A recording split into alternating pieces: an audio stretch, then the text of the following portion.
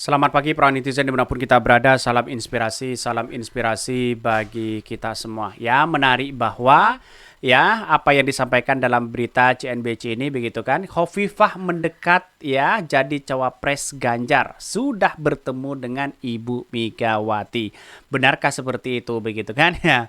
Setelah ditolak oleh Kiai Miftahul Ahyar begitu kan, katanya sudah 3 kali ditolak mereka begitu. Akhirnya posisi dari Pak Ganjar mengincar Bu Hovifah. Benarkah seperti itu? Kita lihat saja begitu. Dipinang oleh Caimin dia tidak mau begitu kan. Ya mungkin apakah mau dengan Pak Prabowo atau apa begitu. Tapi yang jelas kalau sudah mendekat jadi cawapres Pak Ganjar bisa kemungkinan ya Bu Hovifah mau begitu kan ya. Lihat saja mereka begitu. Dan bahkan ya di Jawa Timur ya pertarungan politik semakin seru begitu ya. Bahkan terkait dengan adanya situasi dan kondisi politik hari ini begitu antara ya ingin merebut suara hati NU begitu di situ begitu kan. Tapi yang jelas Caimin sudah kemana-mana di Jawa Timur begitu kan. Ya lumbungnya sudah dikuasai. Kira-kira seperti itu begitu. Tapi semakin banyak dari warga tokoh-tokoh NU yang kemudian berperan di situ menjadi capres cawapres begitu. Ya silahkan begitu kan. Tapi suara hati rakyat yang harus kita amati juga begitu kan ya. Bahkan ya di Jawa Timur Khofifah cukup lumayan begitu kan prestasinya mereka. Tapi walaupun ada kendala-kendala yang kemudian terkait dana hibah yang kemudian membenturkan itu pasti banyak orang yang berspekulasi begitu kan. Wallahualam yang namanya politik itu sampai kapanpun itu kan rekam jejak yang dilihat begitu. Khofifah mendekat jadi cawapres Ganjar sudah bertemu dengan Ibu Megawati ya. Bahkan katanya begitu, kalau bisa jangan deh katanya ya. Tuh kan baru saja wacana Ganjar Prabowo nggak mau kalah, strateginya kok ngikutin mulu. Katanya begitu. Kalaupun iya tetap dukung katanya begitu. Duh lah piye. Ya ada yang mengatakan wah saya tidak sudi katanya begitu. Nggak milih kalau cawapres Khofifah katanya begitu. Ini banyak komentar-komentar dari netizen begitu ya. Bahkan nggak bahaya ya segmen suara perempuan. Pokoknya siapa saja yang menjadi cawapres GP pasti sudah melalui kajian yang matang begitu. Tapi bagaimana dengan Pak Sandi begitu kan ya, yang kata sudah ngebet menjadi calon wakil presiden yang disodorkan oleh P3 begitu. Yang namanya politik itu ya bisa saja terjadi begitu kan ya. Ya kita lihat saja bagaimana dengan Ibu Megawati meminta Kiai Miftahul Ahyar untuk menjadi cawapres Pak Ganjar begitu kan, pada akhirnya ya menolak mereka. Terus kemudian muncul Ridwan Kamil yang hari ini begitu, yang sekarang sudah didiskualifikasi begitu kan. Karena pada hakikatnya begini, ya politik Bu Mega itu tidak ingin kalau dia rame begitu kan. Misalnya wakil Pak Ganjar rame dibicarakan mereka, ada bocoran-bocoran itu, pasti dia tidak akan memilih mereka begitu. Pasti dia ditunda kepada yang lain begitu. Karena apa? Karena sukanya dari politik PDIP hari ini dari Bu Mega itu bagaimana orang-orang yang kemudian punya peran penting di situ begitu kan ya. Tidak hanya elektabilitas, punya penting ya, peran penting dalam dunia politik. Maksudnya adalah dua karir inilah yang kemudian yang dilihat juga begitu kan ya. Tidak hanya langsung jadi sana sini seperti Gibran langsung jadi mereka begitu, tidak begitu kan ya. Dia masih melihat bagaimana ya karir mereka begitu. Mungkin Khofifah bisa saja masuk di situ begitu. Ya yang namanya politik bisa saja begitu kan, yang namanya politik begitu kan.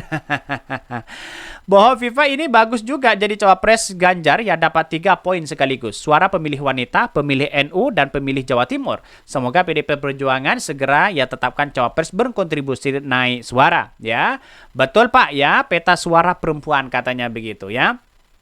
Tapi menurut saya pribadi dibandingkan dengan Caimin begitu kan ya, Khofifah dia di Jawa Timur itu walaupun Caimin tidak menjadi gubernur begitu kan, peran penting dari Caimin itu sangat luar biasa loh dibandingkan dengan Khofifah begitu kan. Lihat saja di masyarakat, lihat saja di para guru dan masai dan para kiai di situ lebih condong kepada Caimin begitu kan. Wallahualam yang namanya politik itu kan bisa saja itu terjadi kepada siapapun begitu karena dinamis mereka begitu, tidak menentu begitu ya. Bahkan dalam beritanya disebutkan begitu, Khofifah mendekat jadi cawapres Ganjar sudah bertemu Ibu Megawati. Bahkan siapa sosok yang akan mendampingi Ganjar Pranowo bertarung di Pilpres 2024 mulai terkuat. Gubernur Jawa Timur Khofifah Indra Parawansa menjadi salah satu kandidat yang dekat ya untuk menjadi cawapres Ganjar. Ketua Majelis P3 Romah Hurmuzi mengungkapkan Khofifah sudah bertemu dengan Ketua Umum PDIP Megawati Soekarno Putri. Sekalian ya Khofifah sebenarnya ada nama Mahfud MD yang sudah bertemu dengan Ibu Megawati ya.